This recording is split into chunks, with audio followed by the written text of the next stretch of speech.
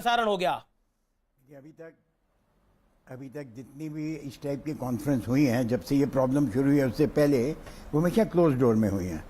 और उसमें ये रहा है कि दरवाज़ा खोल देते थे, पहले आके प्रेस फोटोग्राफर सारी फ़ोटो ले लेते थे, उसके बाद प्रेस रिपोर्टर चले जाते थे, दरवाजे बंद हो जाते थे और मीटिंग होती थी। आइडिया ये था कि उस मीटिंग में सब अपनी जो राय रख सकें वो खुले तरीके से रख सकें। अगर किसी की क्रिटिसिज्म भी करनी है तो आप खुले तरीके से उसकी क्रिटिसिज्म कर सकें, उसमें ये आपको ना रहे। और एक ट्रेडिशन बनी हुई थी, एक बहुत 70 साल पुरानी ये ट्रेडिशन है। ये सिर्फ प्राइम मिनिस्टर और चीफ मिनिस्टर्स की मीटिंग की नहीं है, ये सभी मीटिंग्स की है। विज्ञान भवन में भी इतनी मीटिंग्स होती हैं और चीफ मिनिस्टर भी अपनी वहाँ मीटिंग करते हैं। किसी का लाइव टेलीकास्ट हो रहा है अभी तक सुना नहीं है। ये एक ऐसी ट्रेडिशन कोर्ट्स में भी है। कोर्ट्स में भी आप देखिए कि ओपन होती हैं, लोग उसमें जा भी सकते हैं। उमेश सहगल, इस घटना को आप कैसे रीड करते हैं? अब इस घटना को मैं तो ये करूंगा कि अगर ये 6-7 साल से चीफ मिनिस्टर नहीं होते तो मैं ये मानता कि चलो ये इनएक्सपीरियंस है इनका। अभी इतने पुराने ये चीफ मिनिस्टर हैं, इनको पता होना चाहिए। तो ज़्यादा से ज़्यादा इतना ही होगा कि इनसे पूछे बगैर इनके सेक्रेटेरिएट ने ये कर दिया होगा। अगर ऐसा हुआ है तो इनको एक्शन लेना चाहिए अपने सेक्रेटेरिएट के पास जाके। और सिर्फ माफ़ी मांगना इनफ नहीं है कि इतनी बड़ी इतनी इंपॉर्टेंट ट्रेडिशन है जो कि इतनी 100 सालों से, कई सैकड़ों सालों से चली आ रही है। कोर्ट्स में भी इस टाइप की चीज़ नहीं होती कि रिकॉर्डिंग की जाए जी। आजकल फ़ोन है, आप फ़ोन चलाते नहीं हैं, ऑन नहीं करते कि आपने जो प्राइम मिनिस्टर की भाषण हम रिकॉर्ड कर लें, ऐसा कोई नहीं करता। अगर ऐसा करने लगे तो फिर वहाँ लोगों को ये फ़ोन भी अलाउड नहीं होगा, कैमरा भी आप अंदर नहीं ले जा सकते, फिर ये सब चीज़ें हो जाएंगी। तो ये चीजें बाई फोर्स ऑफ लॉ नहीं चल रही हैं, इसमें कोई ऐसा कानून नहीं बना हुआ। भाई ये कानून से भी ज्यादा ट्रेडिशन है, एक ट्रेडिशन है, एक प्रोटोकॉल है, नहीं किया जाता। ठीक है। मैं रुक करता हूं राघव चड्ढा साहब का और उसके बाद मैं संबित पात्रा आपके बताता हूं। राघव चड्ढा, कोई कानून तो नहीं है इसके, कोई रूल ऑफ लॉ में तो है नहीं ये। बाकी भी मुख्यमंत्री वहां पर थे। अभी कुछ देर पहले योगी आदित्यनाथ ने भी बोला कि आप अपनी नाकामियों को छुपाने के लिए इस तरह का तमाशा कर रहे थे।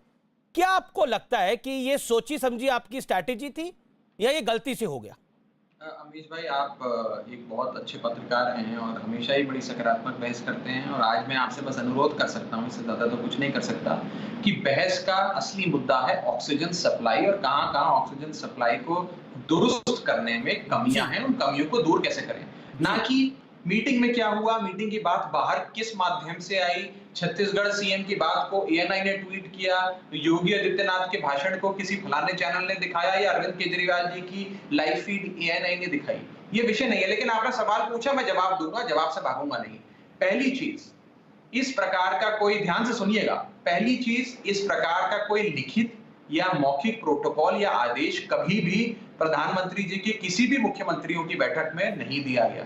नंबर 2, माननीय प्रधानमंत्री जी खुद हमेशा मुख्यमंत्रियों की इस बैठक के अंत में जो अपनी बात रखते हैं उसका लाइव प्रसारण एएनआई के माध्यम से हर चैनल को दिया जाता है। बल्कि आपके चैनल पे मैंने कई बार देखा है प्रधानमंत्री जी का भाषण, तो ये तो प्रधानमंत्री जी के दिखाए हुए नक्शे कदम है। तीसरी चीज, अगर आप अरविंद केजरीवाल जी का भाषण सुने और अपने दिल पे हाथ रख के बताना अमीश जी, क्या उसमें आपको रत्ती भर राजनीति लगी? एक मुख्यमंत्री अपनी 2 करोड़ की आबादी वाले प्रदेश के लिए झोली फैलाकर अपने देश के प्रधानमंत्री, बड़े भाई और छोटा भाई, एक बड़े भाई से मदद मांग रहा है और कह रहा है कि मुझे ऑक्सीजन दे दो, मेरे अस्पतालों में ऑक्सीजन खत्म हो रही है, लोग मरने की कगार पर आ गए हैं, अन्य राज्य ऑक्सीजन सप्लाई रोक रहे हैं, आपके एक फोन से ऑक्सीजन की सप्लाई आ जाएगी। मेरा चौथा पॉइंट, जी राघव, आप चौथा पॉइंट बोलिए। प्रोटोकॉल इस समय अमीश भाई सबसे बड़ा प्रोटोकॉल है राजधर्म। राजधर्म से ज्यादा बड़ा कोई प्रोटोकॉल नहीं है।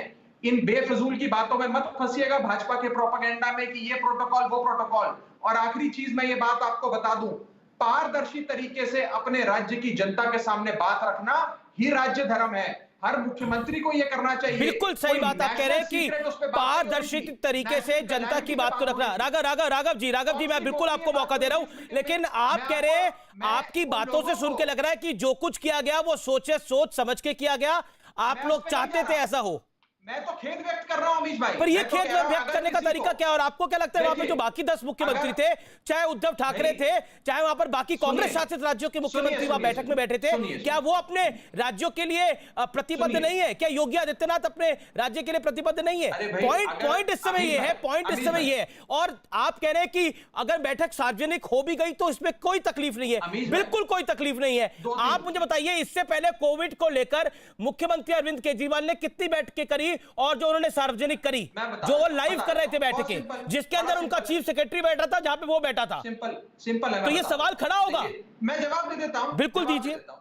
देखिए, इस समय आप ये बात कैसे बाहर आई, प्रेस कॉन्फ्रेंस करी कि प्रेस रिलीज दी कि वीडियो बाहर आ गया, अगर ये आपके लिए सबसे बड़ा विषय है तो मुझे बड़ा दुख होता है, क्योंकि सबसे बड़ा विषय इस समय ऑक्सीजन सप्लाई होना चाहिए अमीश भाई, और आप ये जिम्मेदार व्यक्ति हैं, जिम्मेदार एंकर हैं, आप ये बात समझते हैं। दूसरी चीज, मैं आपको एक चीज ये बता दूं, जब देश के प्रधानमंत्री जी इसी मुख्यमंत्री की बैठक में हर बार अपने भाषण को लाइव करते हैं, हर चैनल पे दिखाया जाता है, तब तो ठीक है हम सब राघव, तारीफ राघव, पीट आपने के अपनी देखते बात को हैं। रखा। अब मैं दूसरी संबित चीज, पात्रा को सुन लेके लो, आ रहा हूं। सुन लो, मेरी बात खत्म करने दो। एक नहीं, मिनट, आपने आप ही लगातार बोल रहे हैं। देखिए, 10 अभी सेकंड, बोलिए, 10 बोलिए, आप सेकंड बोल ले लीजिए, 10 सेकंड और ले लीजिए। ज्यादा नहीं मांग रहा आपसे, 10 सेकंड मांग जी, रहा हूं जी, अमीश बोलिए। भाई। दूसरी चीज, अगर आज दिल्ली के मुख्यमंत्री पारदर्शी तरीके से प्रधानमंत्री जी के सामने क्या बात रखते हैं, अगर वो दिल्ली की जनता के सामने आती है, तो इसमें बुराई क्या है? कौन सी नेशनल सीक्रेट या कौन सी गोपनीय बात पे चर्चा हो रही थी? नेशनल सीक्रेट पे नहीं, नेशनल कैलेमिटी पे, नेशनल आपदा पे चर्चा हो रही थी, और उस आपदा का हल ढूंढ रहे थे सब लोग मिलके। प्रधानमंत्री जी हर बार अपने भाषण को लाइव करते हैं, इसी बैठक की भाषण को।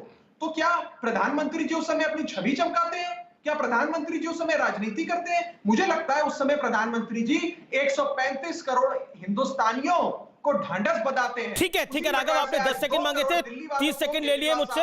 अब मुझे संबित पात्रा, देखिए अब संबित पात्रा को भी सुनने दीजिए। संबित पात्रा, वो कह रहे थे वो ढांढस बता रहे थे, वो दिल्ली की जनता के लिए साफगोई से बात कर रहे थे। बड़ा मुद्दा ऑक्सीजन है, बात लीक हुई ये मुद्दा नहीं है, ये नेशनल सीक्रेट नहीं है, ये नेशनल क्लैमिटी है। चलिए अमीश भाई, मैंने बड़े ध्यान से सुना सबको। अब मैं 3 पॉइंट्स रखता हूं। नंबर 1, बिल्कुल सही बात है, ढांढस बंधाना चाहिए, मुख्यमंत्री का काम भी है ढांढस बंधाना, वो तो कर ही रहे हैं। 700 करोड़ रुपए खर्च तो किए हैं एडवर्टाइजमेंट में ढांढस बंधाने के लिए। सुबह ऑन करिए टीवी पे तो आते हैं, दोपहर को भी आते हैं, शाम को भी आते हैं, कोई आपत्ति नहीं है, उनका कर्तव्य है। और हर बैठक के बाद अधिकार है, वो बिल्कुल प्रेस कॉन्फ्रेंस कर करके अपने विषय को जनता के सामने रख सकते हैं। किस प्रकार से बैठक में उन्होंने क्या मांगे रखी, क्या मांगे नहीं मानी गई, क्या मांगे मानी गई, ये सब रख सकते हैं, उनका अधिकार क्षेत्र है। जहां तक ये कहते हैं कि प्रधानमंत्री जी भी तो अपनी बातों को लाइव टेलीकास्ट करवाते हैं, बिल्कुल लाइव टेलीकास्ट आपकी भी बातें होती है, प्रधानमंत्री जी की भी होती है, मगर सर्व अनुमति से पहले मीडिया को एक नोट जाता है कि फोटो अपॉर्चुनिटी के लिए हम इतने मिनट या इतने सेकंड देंगे, उतना ही आप दिखा सकते हैं। ये एक परंपरा 70 वर्षों से, जब से देश आजाद हुआ है, ये किसी भी मीटिंग की ये परंपरा है, उस परंपरा को हर कोई फॉलो करता है।